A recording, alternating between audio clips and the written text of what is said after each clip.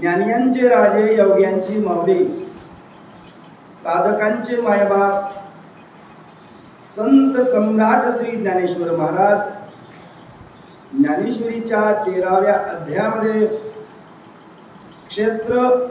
क्षेत्रज्ञाबद्दल जो विचार प्रकट करतात, अनेक दर्शनकाराचे मत इथं विवरण करतात. सगळ्या मताचा विचार करून श्री संत ज्ञानोबाराय या छत्राबद्दल आपलं मत व्यक्त करतात.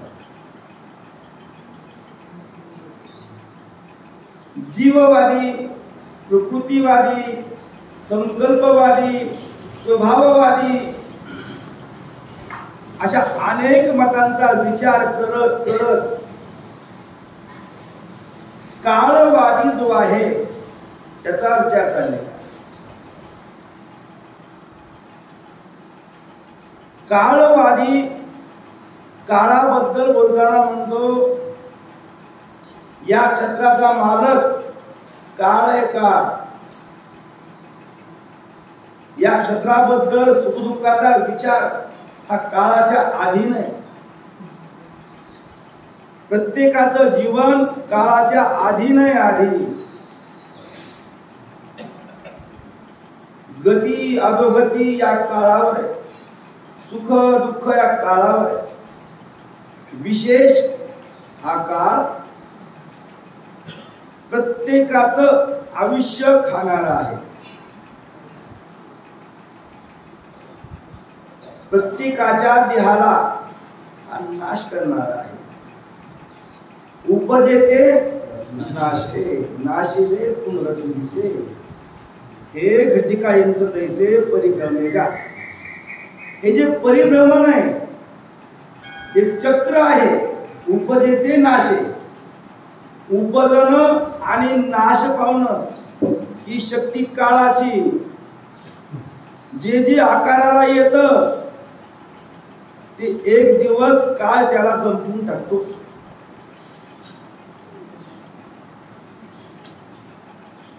तर या काळवाद्यांनी सांगितलं, माऊली म्हणतात, हे जाणो मृत्यू रागिटा.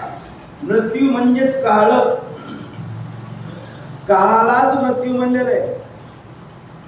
मृत्यूच काळ आहे. या मृत्यू बद्दल बोलताना माऊली म्हणतात, हे जाणो मृत्यू रागिटा. आम्ही तर असं समजतो की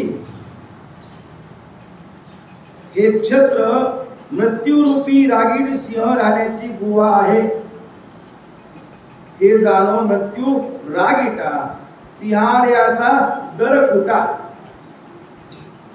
मृत्यूरूपी काळरूपी सिंह या गुहेमध्ये वास करतो. म्हणजे काळ आपल्या बरोबरच आहे.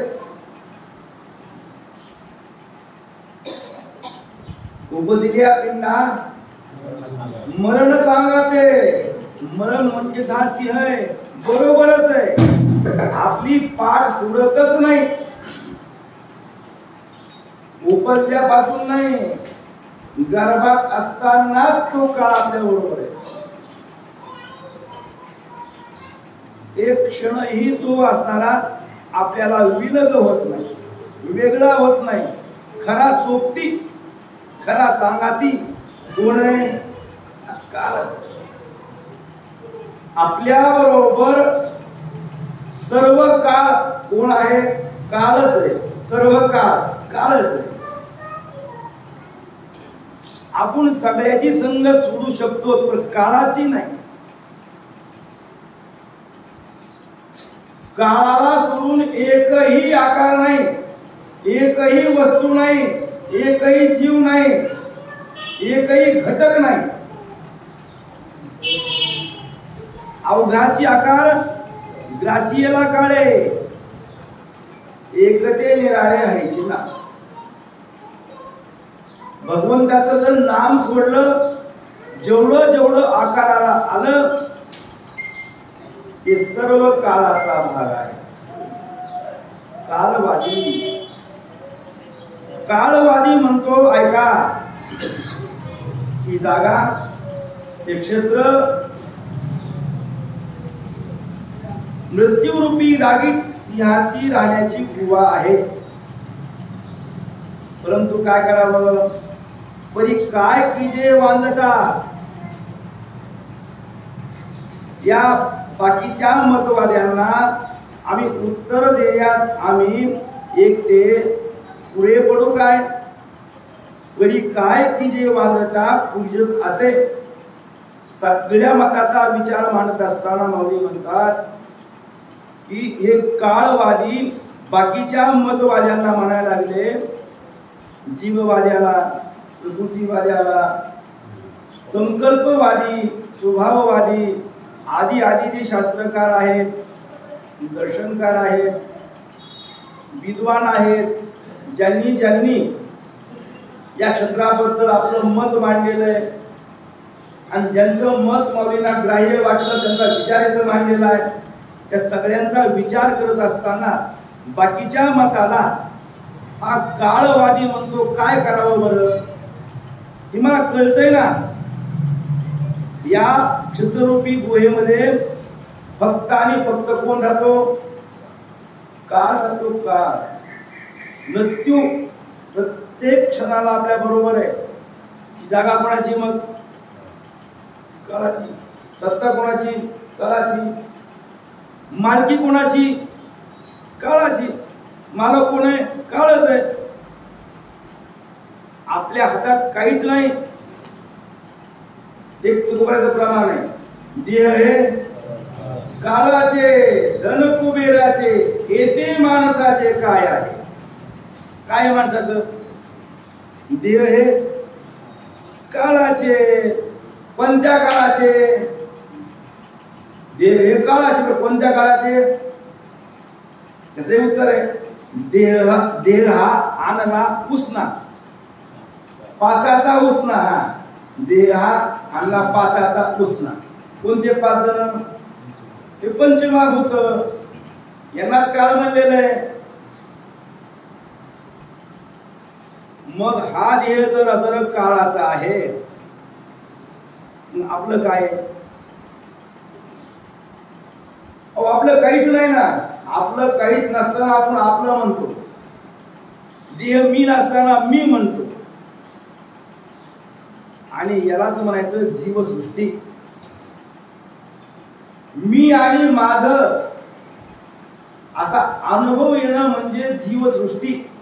आपण काल विचार केला होता की भगवंताने आपल्या मनोरंजनाकरता, आपल्या करमणुकी करता, आपल्या आनंदाकरता सर्व जगत निर्माण केलं.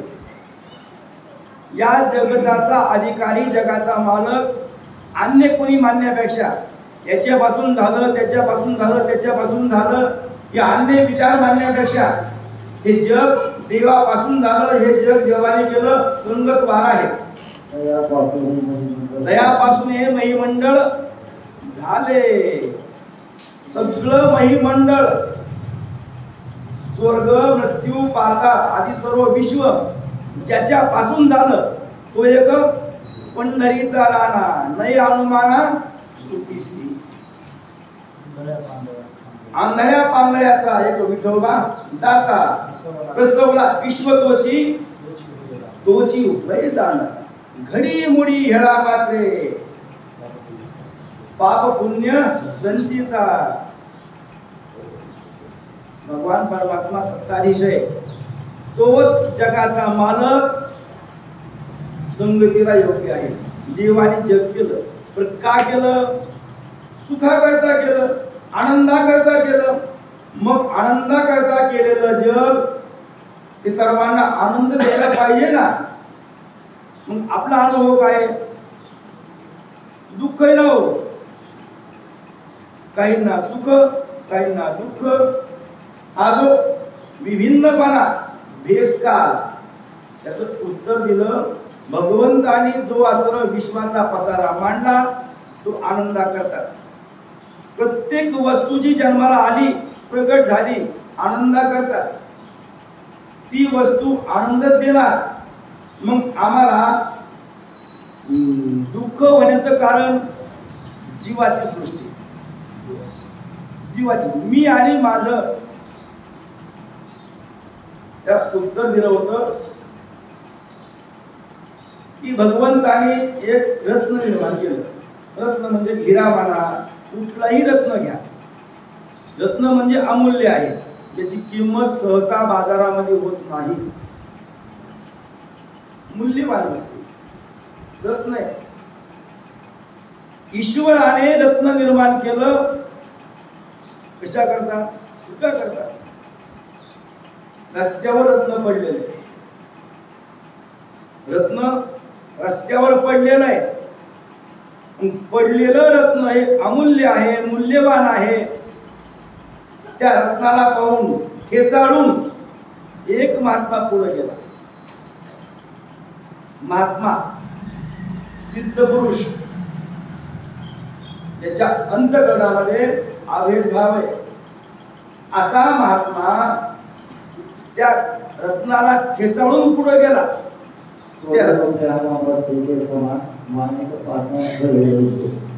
तुकोबऱ्यांची अवस्था, सोने रूपी आम्हा मृत्युके समान, माणिक पाषाण खडे तैसे. त्यांच्या अंतःकरणामध्ये भेद मावळलेला आहे, द्वंद्व गेलेला आहे, आविर्भावाने वास केलेला आहे. असा महात्मा खेचाळून पुढे गेला. रत्नाबद्दल त्याला सुखही झालं नाही, दुःखही झालं नाही. समान अवस्था, सुख दुःख समान सगळं. जीवांचा कृपाळ नामाचा उद्बोध भक्ती प्रेमाचा कळलं. धन्य जगी तोची एक हरिरंगीनाचे, रामकृष्ण वासुदेव सदास्मदेवाचे. सुख दुःख समान सगळं, जीवीचा कृपाळ. ज्याच्या अंतःकरणामध्ये सुख आणि दुःख समान आहे, समान. अर्जुना समत्व चित्ताचे, याची सारदान योगाचे. योग ही करायचा, कशा करता करायचा योग? चित्त आपलं समान झालं पाहिजे. चित्त समान, चित्त शुद्ध, चित्त स्थिर, हे सगळे जे वाक्य आहेत त्याचे अर्थ. समान होणं, दोन निघून जाणं, भेद निघून जाणं. स्थिर होणं, चंचलता निघून जाणं.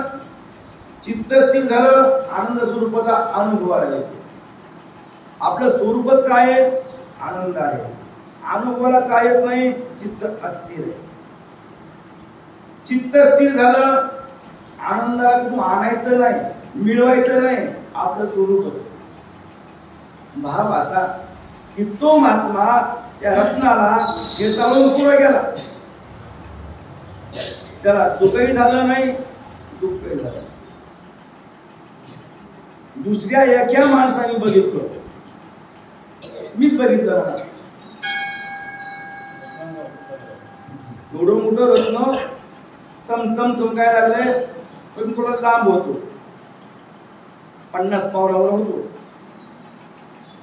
50 पावलावर होतो. आणि ते रत्न बघितलं, बघितल्याबरोबर रत्न मला मिळावं म्हणून मी धावत निघालो, गडबडीने निघालो, लगबगीने निघालो. इतक्यात एक जवळचाच चौकातून माणूस आला, त्यांनी उचललं आणि वा, आज देव पावला, भाग्य उजळलं, आरोग्य लाभ झाला, रत्न सापडलं. म्हणून रत्न उचलून मोठ्या आनंदाने नाचत तो माणूस निघून गेला. ज्याने उचललं आनंद झाला, त्याला सुख झालं आणि तो धावत लगबगीने निघाला रत्न घेण्याकरता. त्याला कपाळ करंट, पाहून सुद्धा न मिळणं म्हणजे अभागी मी, दुःख व्हायला. जे दुःख न मिळालं म्हणून दुःख झालं, मिळालं म्हणून सुख झालं. म्हणजे एकाला सुख, एकाला दुःख आणि एकाला सुखही नाही आणि दुःख नाही, वस्तू एकच आहे. मग जे भेद झाले ते भेद कोणामुळं?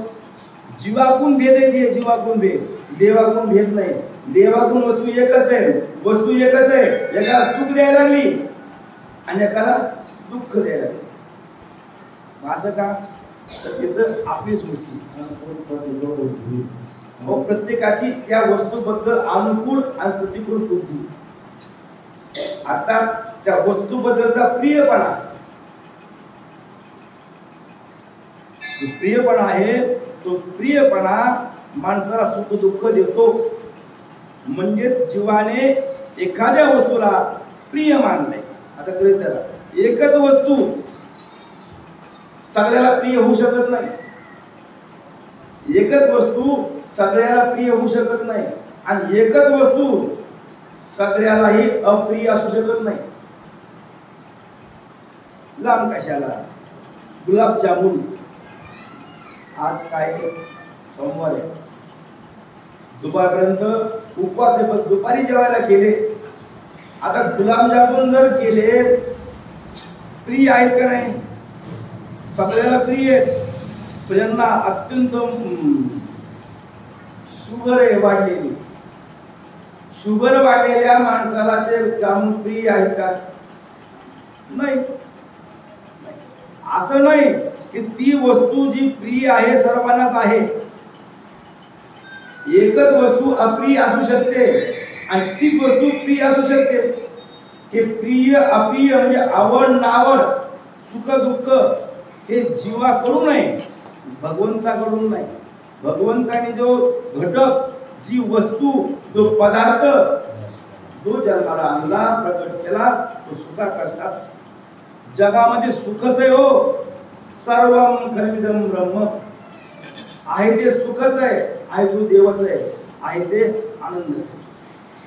इथं आनंदा करताच सगळा विश्वाचा पसार आहे. दुःख आम्हाला होतं, आमच्यामुळे होतं. सांगायचा भाव काल इथं मत मांडत असताना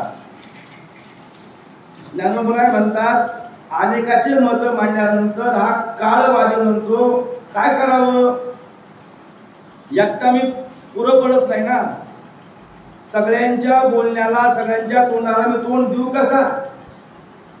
अनेकांचे अनेक बोलणे आहेत, अनेक मत आहेत, पण त्यांना कळतच नाही काय करावं. म्हणजे या देहाची सत्ता काळाकडे आहे. याचा मालक कोण आहे? काळ आहे. ना जीव मालक आहे, ना प्रकृती मालक आहे. नक्षत्राबद्दल संकल्प असं कारणीभूत आहे ना आपोआप होतं, आपोआप बी होत नाही, संकल्पाने होत नाही, प्रकृतीच्या मार्गेचं नाही, जीवाच्या मार्गेचं नाही, हे काळाच्या मार्गेचं आहे. त्याच्यावर सत्ता काळाची असं काळवादी म्हणाला. महाकल्पा परोती कव घालोनी अवचित्ती सत्य लोक भद्र जाती अंगी वाजे. हा काळरूपी सिंह महाकल्पा परोती, काळरूपी सिंह याला उपमा सिंहाची दिली. सिंहाची महाकल्पाच्याही पलीकडे. आता महाकल्प कल्प याचा विचार आपण ऐकलेला आहे. अरे सर मंडळी दोन नव्हेत ना, त्यांच्याकरता खुलासा. कल्प म्हणजे काय, महाकल्प म्हणजे काय, ही काळाची गणना आहे. ही काळाची गणना आहे. जसं लव निमिष घटका मुहूर्त म्हणजे आपण जे काळामध्ये आपण गणित मानलेलं आहे. ढोबळ सांगायचं म्हणलं तर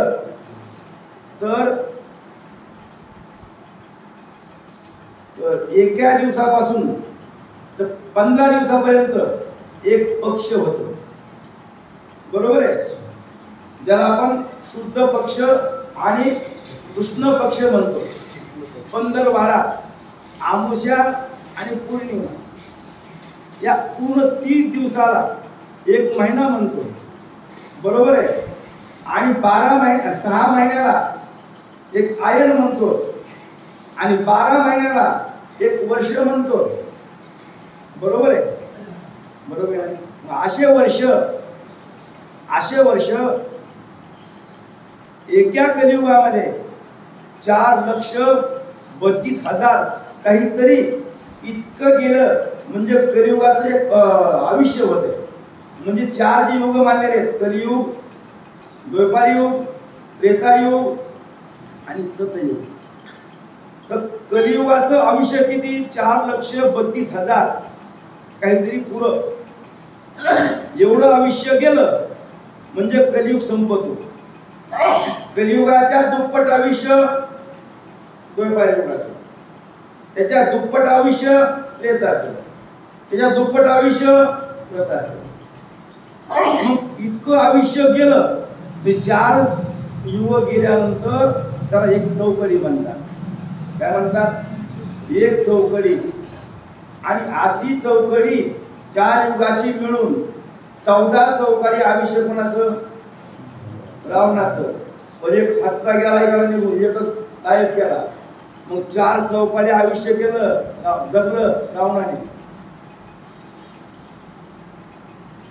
एक चौकडी म्हणजे 4 युग म्हणजे कोट्यावधी वर्षाचा काळ. एक चौकडी, बरोबर आहे, एक चौकडी. अशा चौकाड्या 71 गेल्या. 71 गेल्या. त्याला म्हणायचं एक इंद्र संपला. इंद्राचा आयुष्य किती, 71 चौकाड्या, एक मन्वंतर. एक इंद्राचं आयुष्य एक मन्वंतर. म्हणजे 71 चौकड्या जर गेल्या तर एक इंद्र असणार पदावरून खाली येतो. इंद्र हे पद आहे, एक जीव नाही, जीवाचं नाव नाही. इंद्र हे पदाचं नाव आहे.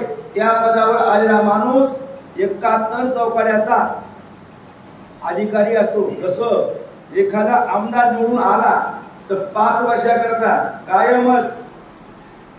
पण 5 वर्ष संपले की पुन्हा आणखीन पाय उतार, म्हणजे खाली यावं लागतं, पद सोडावं लागतं. त्याप्रमाणे 71 चौकड्या गेल्या, एक इंद्र संपतो. आणि असे ब्रह्मदेवाच्या एका दिवसामध्ये बरं का, रात्रीमध्ये म्हणलं नाही, दिवसामध्ये असे 14 इंद्र संपतात. ब्रह्मदेवाचे 12 घंटे म्हणजे 12 घंट्यामध्ये 14 इंद्राच्या पंक्ती उठून संपतात. देहाचे पुरंदर 14 जाती ब्रह्मदेवाच्या. आणि असेच त्या ठिकाणी त्याला 1000 चौकड्याचं गणित आहे. 1000 चौकड्या गेल्या म्हणजे 14 इंद्र पायउतार होतात. मग तितकीच असं 1000 चौकडीचं माप संध्याकाळचं. ब्रह्मदेवाचा सूर्य मावळला, रात्र होते. मग रात्र म्हणजे कशा करता असते? कामा करता का आरामा करता? कशा करता? आरामा करता. हे ब्रह्मदेवाचं काय विधान आहे, ब्रह्मदेवाचा आचार आहे. ब्रह्मदेव सूर्य मावळला ते आराम करतात. दिवसभर काम केलेलं असतं आणि मग आराम करतात. मग ती आरामाची रात्र किती? 12 घंट्याची. म्हणजे कोणाच्या? ब्रह्मदेवाच्या. मग ती असणार 1000 चौकड्या. म्हणजे 1000 आणि 1000 किती झाल्या? 2000. 2000 चौकड्याचा एक दिवस ब्रह्मदेवाचा. आणि असे दिवस 15, एक पक्ष आणि पुन्हा आणखी दुसरा पक्ष. 30 दिवस गेले ब्रह्मदेवाचे. की ब्रह्मदेवाचं 1 महिना. आणि असे 12 महिने गेले की ब्रह्मदेवाचं 1 वर्ष.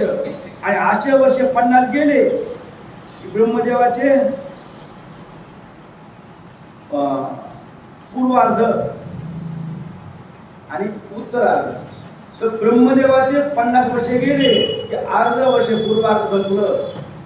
सध्याच्या ब्रह्मदेवाचं पूर्वार्ध संपलेलं आहे. 51 वर्ष सुरू आहे सध्याच्या ब्रह्मदेवाला. आपण ज्या ब्रह्मांडात राहतो त्या ब्रह्मांडामध्ये सध्याचा ब्रह्मदेव 51व्या वर्षाला आहे.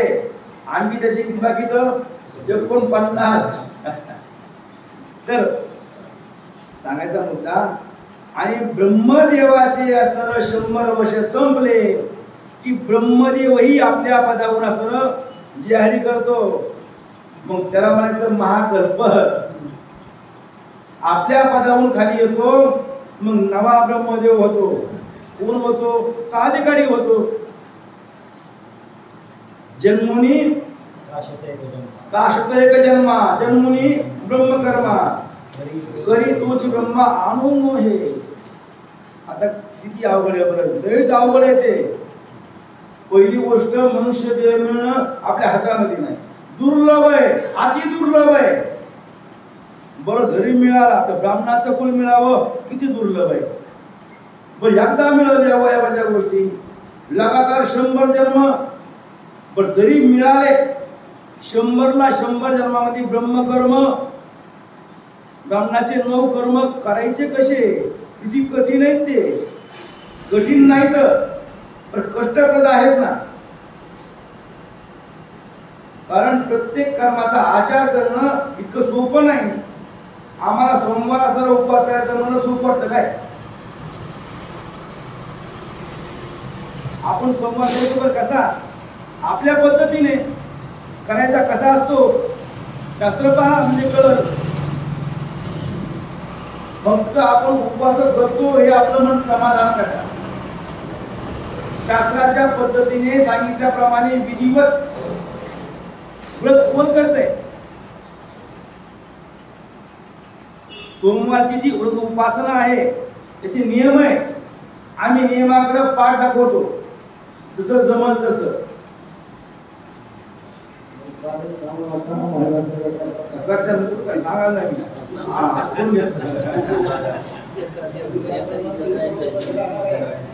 मी नियम सांगणारच आहे. आज सुरू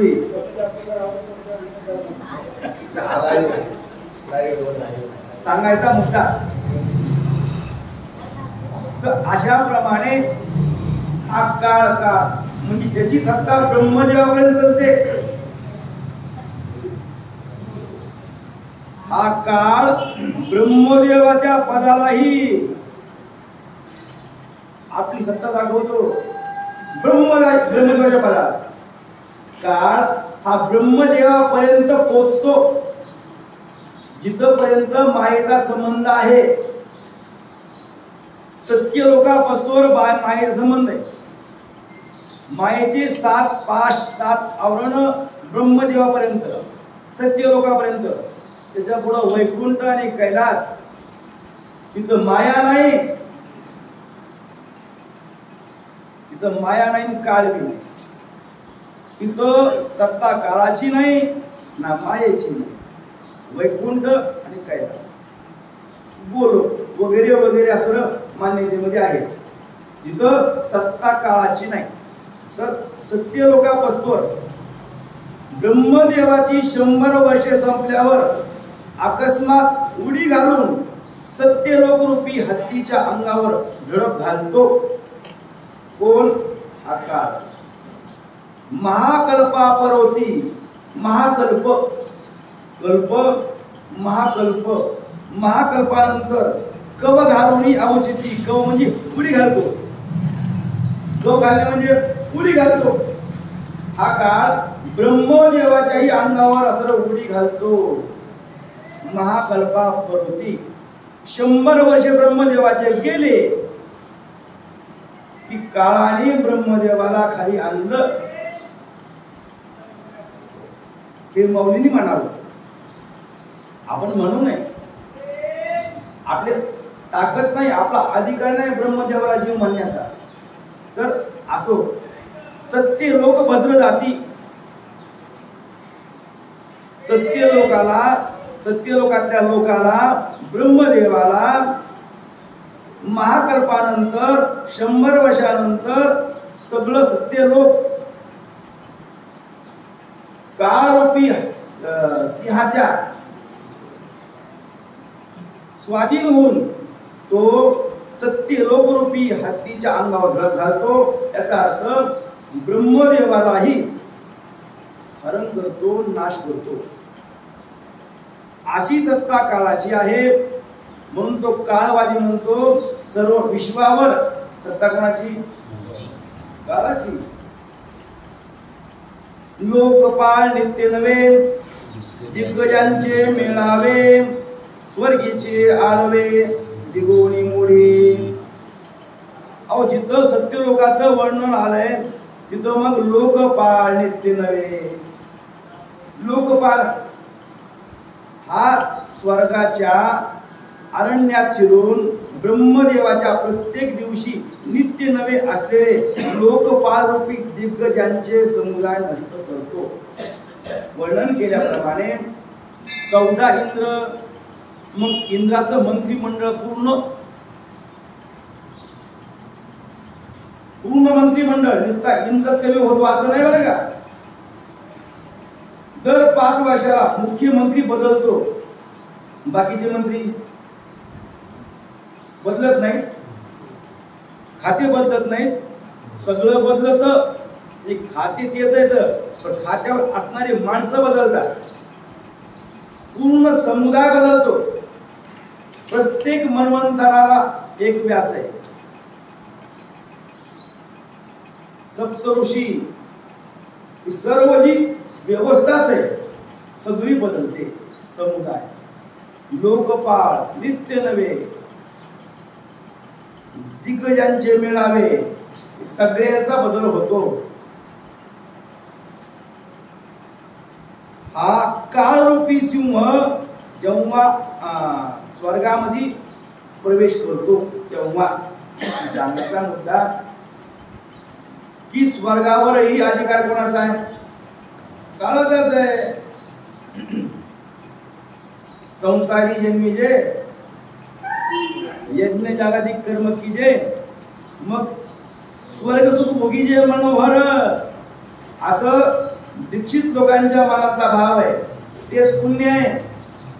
संसाराला जन्माला यायचं, यज्ञ कर्म करायचे आणि स्वर्गात जाऊन आराम करायचा, सुख भोगायचं, मनोहर सुख आहे तिथं. पण इथं केलेलं पुण्य तिथं खर्च करायचं. पुण्य संपलं, त्या पुण्याची पावती सरे. सभेची इंद्रपणाची उठी उत्तरे, येऊ लागती माघारे मृत्यू लोका. इथूनच गेले होते, इथं डबल यावं लागलं. डबल नाही, तुमच्या फेऱ्या संपतच नाहीत. किती वेळा जन्म यावे आणि नित्य व्हावे फलित म्हणून या जीव भ्याला शरण गेला विठूसी. कोणता जीव भ्याला? जीव तर एकच आहे. भेलो कोण? भाव असा की या काळरूपी सत्तेतून सुटण्याकरता एकच मार्ग तो म्हणजे असं भक्ती. असं प्रश्न करायचं. तर इथं काळ सत्ता स्वर्गात सगळ्या देवांना तिथल्या स्वर्गात गेल्यामुळं सर्व स्वर्गवासियांना संपवते. नुसता इंद्र नाही, स्वर्गातले प्रत्येक घटक, स्वर्गातले प्रत्येक जीव, तिथेही जीवच आहे. स्वर्गातले देव तेही जीवच आहे, आपणही जीवच आहे. सत्य लोक गेले तेही जीवच आहे. सगळे जीवच आहेत. शिव फक्त वैकुंठ आणि कैलास, वैकुंठ आणि कैलास हे दोन असणार. पण जर सोडले बाकी सत्य लोकांपासून सगळी जीवाचीच गणना आहे. सगळे जीवच आहे.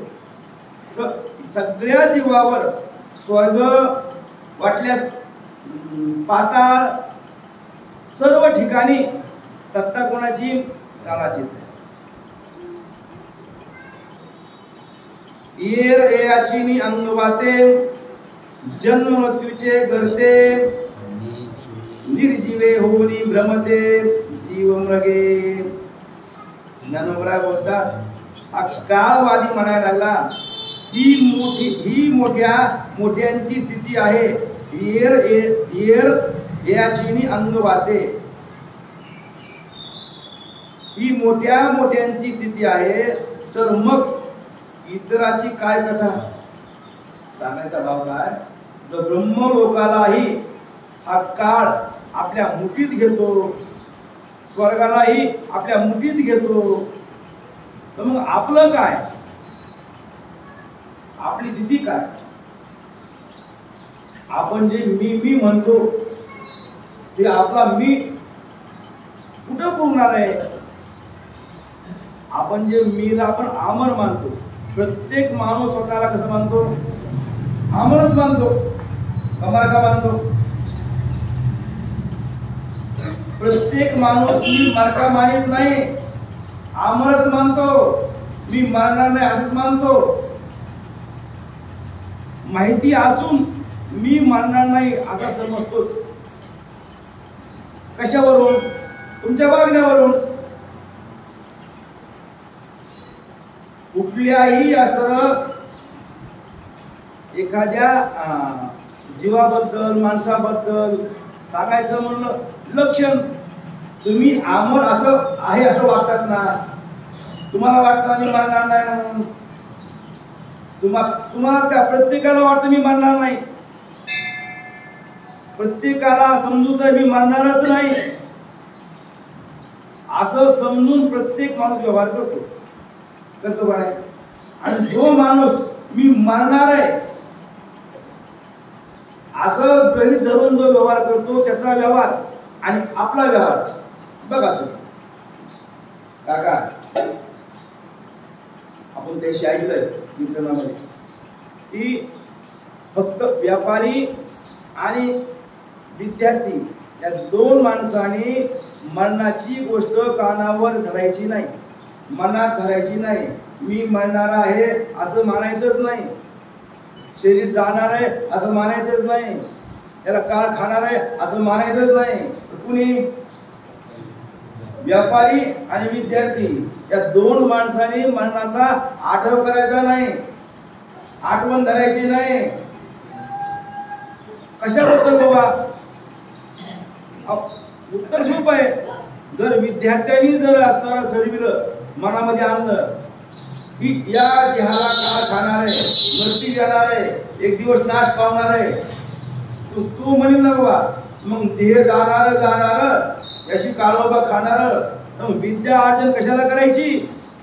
शिक्षण कशाला घ्यायचं? तर देह पडणार आहे, देह नाश पावणार आहे, मरण आपल्या बरोबर आहे, तर मग कशाला शिक्षण घ्यायचं? असं होऊ शकतं. म्हणून त्या विद्यार्थ्याने मरणाची आठवण धरायची नाही. आणि दुसरा वर्ग व्यापारी. व्यापारी माणसाने मरणाकडे बघायचंच नाही, दिसते पैसे कमवायचे. म्हणजे असं सांगायला नाही मला, आम्हाला तुम्ही संसारामधल्या गोष्टी सांगत जा, पैसे कसे कमवायचे. अहो हे सांगण्याकरता लय लोक हुशार आहेत ना. हा वाचा, अहो मरणाची आठवण आपल्याला नाही का, आपण करत नाही. अहो सगळ्याला आठवण आहे. मरणाची आठवण ठेवून जर व्यवहार केला तर आपला व्यवहार लय उत्तम होईल. ज्याला मरणाची आठवण आहे त्याचा व्यवहार, आणि ज्याला मरणाची आठवण नाही त्याचा व्यवहार करा. एका बाईने नाथ महाराजांना तर विनंती केली. नाथ बाबांच्या काळामध्ये, नाथ बाबा काय करावा, आमचे मालक ऐकत नाही कोणाचं, आपलंच काय सर बरं आपलं कळणार का. त्यांना योग्य कळत नाही, अयोग्य कळत नाही, पाहुणे कळत नाहीत, माणसं कळत नाहीत, माणुसकी नाही, वेळ कळत नाही, काळ कळत नाही. आपल्याच असं त्या ऐश्वर्यामध्ये कोणाला त्रास व्हायला का, दुःख व्हायला का आपल्या वागण्यातून काहीच बघत नाहीत. ते माग चढला संपत्तीचा, स्वैर वागते. काहीतरी उपाय करा. नाथांनी ऐकून घेतलं. नाथांचा गाजा होता. नाथांच्या मुखातला शब्द कधी खोटा झालाच नाही. ही प्रसिद्धी आणि त्याच्यामुळे सगळ्यांच्या सगळं माहिती असतं की नाथांचा शब्द अनिवार्य अंतिम एकदा शब्द निघाला त्याला वाचा सिद्धी सगळ्यांना माहिती. मग त्या माणसाला, त्या बाईने नाथांच्या घरी आणलं आणि घरी आणल्यानंतर मग दर्शन वगैरे झालं आणि नाथ बाबांनी त्या माणसाला जवळ केलं. ये बाबा आता शिष्टाचार्याने पाया पाडला, हात जोडले आणि हात जोडून त्या बाईने कान टोचले होते. काहीतरी असं आमच्या मालकाला समजावून सांगा, त्यांचा आचार विचार काही बरोबर नाही, ते माजून गेले वागतात, त्यांना दयामाया नाही, कठोर आहेत ते, विषयी आहेत ते, अधर्मी आहेत ते, कान टोचले होते. मग अशा स्वैर वागणाऱ्या माणसाला काय उपदेश करावा. पण नाथांचा शब्द त्यालाही माहिती होता की खोटा होतो. त्याला समोर असं घेतलं आणि नाथ महाराज म्हणजे अरे बाबूराव तुमचं आयुष्य संपलं.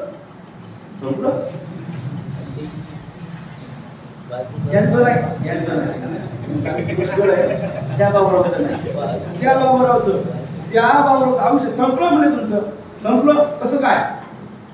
आता शब्द नाथांचा आहे, नाथांचा शब्द आहे. हा नास्तिक होता, आधर्मी होता, तरीही संत वाक्यावर आम्ही का आस्तिक म्हणतो, परमार्थ करतो, तरीही आपला विश्वास बसत नाही. कसं काय मी ब्रह्म होईल, मी कसं काय देव होईल, हे कसं काय खरं. अहो संत वाक्यावर विश्वास ठेवा. नाथ मौली म्हणले तुमचं आयुष्य संपलंय. संपलं म्हणे की दचकाच वाचला. एवढं मोठं कमवून ठेवलंय कोणाकरता. रात्रंदिवस कमवलेलं हे धन हे कोणाकरता आहे. संपलं म्हणजे संपलंच ना हो. कल्पनाच करा. माणूस कल्पना करत नाही म्हणण्याची म्हणून ठीक आहे. 2 घास माणूस सुखाने खातोय. अन्न गोड लागणार नाही माणसाला, लागतच नाही अन्न गोड, नाही गोड लागत माणसाला. एखादा डॉक्टर म्हणला महाराज मला कॅन्सर आहे आणि अंतिम स्टेपला गेलाय. मग असा डॉक्टरनी खुलासा केल्यावर, सिद्ध झाल्यावर, रिपोर्ट बघितल्यावर मग त्या माणसाला बदामाचा हलवा दिला खायला, त्याला गोड लागलं होय? नाही गोड लागलं. चिंता आहे ती मरणाची. तसं त्या माणसाला सांगितलं तुमचं आयुष्य संपलंय. संपलंय पण किती राहिलंय? म्हणजे महाराज तुम्ही येणाऱ्या 7 दिवसामध्ये मरणार. तुम्ही 7 दिवसात मरणार. तुम्हाला काय दान धर्म करायचा आहे, चांगलं वागायचंय, कोणाला गोड बोलायचंय ते बोलून घ्या. 7 दिवसामध्ये तुम्ही मरणार. नाथांचा शब्द आहे. कानावर पडला त्याच वेळीपासून वृत्ती बदलली. आपल्या सौभाग्यवतीला असं बरोबर घेतलं, अगदी गोड, चला हिरवी चल. शब्द कानावर पडल्याबरोबर बदल, चला. अहो किती फरक पडतो. अहो घरी गेल्याबरोबर ती इष्टिक बघितली, वैराग्य झालं, याचं काय करायचं. मग नास्तिक होता तरी म्हणतेच बाबा परमार्थात खर्च करायला, दान धर्म करावा. मग ती इस्टेट, कमवलेला पैसा चांगल्या मार्गाला तो खर्च करायला लागला. 1 मिनिटही तो रिकामा राहिला नाही. दान धर्म, शुद्ध आचरण, सर्वांना गोड बोलणं, सगळ्या पाहुण्याकडे गेला, सर्वांना बोलवलं, अगदी सगळं फरकच पडला. झोपला का? झोपलाच नाही. झोपतं कशाला? मरण समोर काय ना बाबा, दारावर टेकलंय मरण, आणि झोपायचं कशाला? झोप येते काय माणसाला? झोप त्याला येते ज्याला मरणाचा आठव नाही. मरण समोर उभा आहे आणि तो म्हणतो जाऊ द्या, थांबा बरं का मरण महाराज, मग झोपू द्या. झोप लागते का माणसाला? निस्ती चिंता जरी समोर असली झोप लागत नाही. तर मरण समोर उभा आहे, झोपलाच नाही. रात्रभर जप करायचा, ज्ञानेश्वरी वाचायची, गाथा वाचायचा. 7 दिवस बघता बघता गेले आणि 7 दिवस गेले. हो गेले आणि गेल्यानंतर त्याला शिकवाय मी मेलो कस काय? कस काय मेलो नाही? नाथाकडे नाथ महाराज तुमचा शब्द म्हणजे कसं काय बदलला? नाही बदलला म्हणले, माझा शब्द बदलला नाही. तुम्हीच म्हणले 7 दिवसामध्ये मरणार. बरोबर आहे.